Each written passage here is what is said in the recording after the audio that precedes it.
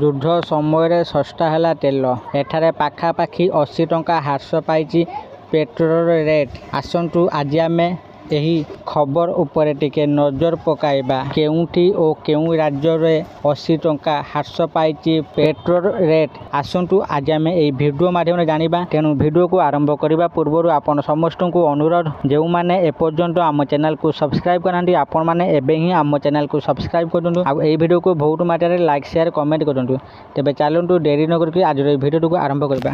ଯୁଦ୍ଧର ଛାୟାରେ ଶସ୍ତା ତେଲ, ଇରାନ ଇସ୍ରାଏଲ ଉତ୍ତେଜନା ସତ୍ତ୍ୱେ ପାକିସ୍ତାନରେ ପେଟ୍ରୋଲ ମୂଲ୍ୟ ଦ୍ରୁତ ଗତିରେ ହ୍ରାସ ପାଇଛି।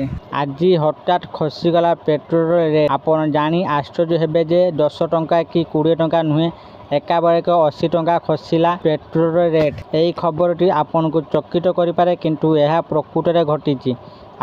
ଆଉ ଯେଉଁଠାରେ ଘଟିଛି ଆପଣ ଜାଣି ଆଶ୍ଚର୍ଯ୍ୟ ହୋଇଯିବେ। ଯୁଦ୍ଧ ପରିସ୍ଥିତିରେ ଏପରି ହ୍ରାସ କେଉଁଠାରେ ଏବଂ କାହିଁକି ହୋଇଛି ଆସନ୍ତୁ ଜାଣିବା। ପଡ଼ୋଶୀ ରାଷ୍ଟ୍ର ପାକିସ୍ତାନରେ ଲିଟର ପିଛା 80 ଟଙ୍କା ହ୍ରାସ ପାଇ ହୋଇଯାଇଛି 378 ଟଙ୍କା। ପ୍ରଧାନମନ୍ତ୍ରୀ ଶାହବାଜ ସରିଫ କହିଛନ୍ତି ଯେ ଏହି ହ୍ରାସ ସରକାରଙ୍କ ପେଟ୍ରୋଲିୟମ ଲେଭି କୋରରୁ କରାଯିବା ବିଳମ୍ବିତ ରାତିରେ ପେଟ୍ରୋଲ ମୂଲ୍ୟ 42.7% ବୃଦ୍ଧି ହୋଇ 485 ପ୍ରତି ଲିଟର ପିଛା ହୋଇଯାଇଥିଲା। ଏହାକୁ ନେଇ ଲୋକମାନେ ପ୍ରତିବାଦରେ ରାସ୍ତାକୁ ଓହ୍ଲାଇବା ଏବଂ ପେଟ୍ରୋଲ ପମ୍ପ ଗୁଡ଼ିକରେ ମୋଟର ସାଇକେଲର ଲମ୍ବା ଧାଡ଼ି ଲାଗିବା ପରେ ଏହି ଘୋଷଣା କରାଯାଇଛି। ମଧ୍ୟପ୍ରାଚ୍ୟରେ ଚାଲିଥିବା ସଂଘର୍ଷ ଯୋଗୁଁ ବିଶ୍ୱ ତୈଳ ମୂଲ୍ୟରେ ବୃଦ୍ଧିକୁ ସରକାର ମୂଲ୍ୟ ବୃଦ୍ଧିର କାରଣ ବୋଲି ଦର୍ଶାଇଛନ୍ତି। ଦେଶବାସୀଙ୍କ ଉଦ୍ଦେଶ୍ୟରେ ଏକ ଟେଲିଭିଜନ ସମ୍ବୋଧନରେ ସେ କହିଛନ୍ତି ଯେ ଏହି ହ୍ରାସ ଅତି କମରେ ଗୋଟିଏ ମାସ ପାଇଁ କାର୍ଯ୍ୟକାରୀ ହେବା। ସେ ଆହୁରି ମଧ୍ୟ କହିଛନ୍ତି, ମୁଁ ପ୍ରତିଶ୍ରୁତି ଦେଉଛି ଯେ ତୁମର ଜୀବନ ସ୍ୱାଭାବିକ ନ ହେବା ପର୍ଯ୍ୟନ୍ତ ମୁଁ ବିଶ୍ରାମ ନେବି ନାହିଁ। ସରିଫ ଡିଜେଲ ମୂଲ୍ୟ ହ୍ରାସ କରିନାହାନ୍ତି। 54.9% ମୂଲ୍ୟ ବୃଦ୍ଧି ପରେ ଡିଜେଲର ମୂଲ୍ୟ ଲିଟର ପିଛା 520 ଟଙ୍କା ରହିବା। ଶୁକ୍ରବାର ଦିନ ଅଧିକାରୀମାନେ କହିଛନ୍ତି ଯେ ଇସଲାମାବାଦରେ ସରକାରୀ ପରିଚାଳିତ ସାର୍ବଜନୀନ ପରିବହନ ଆଗାମୀ ମାସ ପାଇଁ ମାଗଣା ରହିବ। ପାକିସ୍ତାନ ସରକାର ଇନ୍ଧନ ସଞ୍ଚୟ କରିବା ପାଇଁ ଅନେକ ପଦକ୍ଷେପ ଘୋଷଣା କରିଛନ୍ତି। ଏଥିରେ ଅନେକ ସରକାରୀ କାର୍ଯ୍ୟାଳୟରେ କାର୍ଯ୍ୟ ଦିବସକୁ 4କୁ ହ୍ରାସ କରିବା, ସ୍କୁଲ ଛୁଟି ବୃଦ୍ଧି କରିବା ଏବଂ କିଛି ଶ୍ରେଣୀ ଅନଲାଇନରେ ପରିଚାଳନା କରାଯାଇଛି।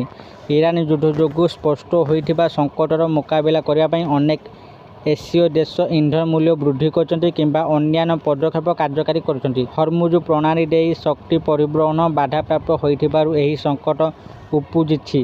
ଗୁରୁବାର ଦିନ ବାଂଲାଦେଶ ରୋଷେଇ ପାଇଁ ବ୍ୟବହୃତ ଗ୍ୟାସ୍ ଏଲପିଜି ଏବଂ କିଛି କାରରେ ବ୍ୟବହୃତ ସଂକୁଚିତ ପ୍ରାକୃତିକ ଗ୍ୟାସ୍ ମୂଲ୍ୟ 29% ବୃଦ୍ଧି କରିଛି।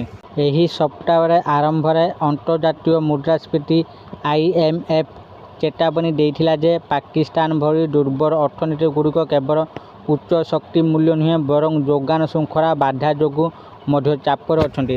ଆଶା କରୁଛି ଆପଣମାନଙ୍କୁ ଆଜିର ଏହି ଭିଡ଼ିଓଟି ନିଶ୍ଚିତ ଭାବରେ ଭଲ ଲାଗିଥିବ ଆଉ ଆପଣମାନେ ଭିଡ଼ିଓ ଦେଖି ସବୁକିଛି ବୁଝି ଯାଇଥିବେ ଯେ ଏହା କେଉଁ ଦେଶରେ 80 ଟଙ୍କା ହ୍ରାସ ପାଇଛି ତେଲ ଦର। ଯଦି ଆପଣମାନଙ୍କୁ ଏହି ଭିଡ଼ିଓଟି ଭଲ ଲାଗିଥାଏ ଦୟାକରି ଏହି ଭିଡ଼ିଓକୁ ବହୁତ ମାତ୍ରାରେ ଲାଇକ୍ ସେୟାର ଓ କମେଣ୍ଟ କରନ୍ତୁ।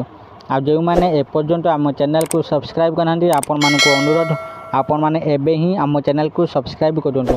ଆଜି ପାଇଁ ଏତିକି, ପୁଣି ଦେଖା ହେବ ଆଉ ଏକ ନୂଆ ଭିଡ଼ିଓରେ। ସେତେ ପର୍ଯ୍ୟନ୍ତ ମୁଁ ଦୀପୁ ଆପଣମାନଙ୍କଠାରୁ ବିଦାୟ ନେଉଛି। ରହୁଛି, ଧନ୍ୟବାଦ।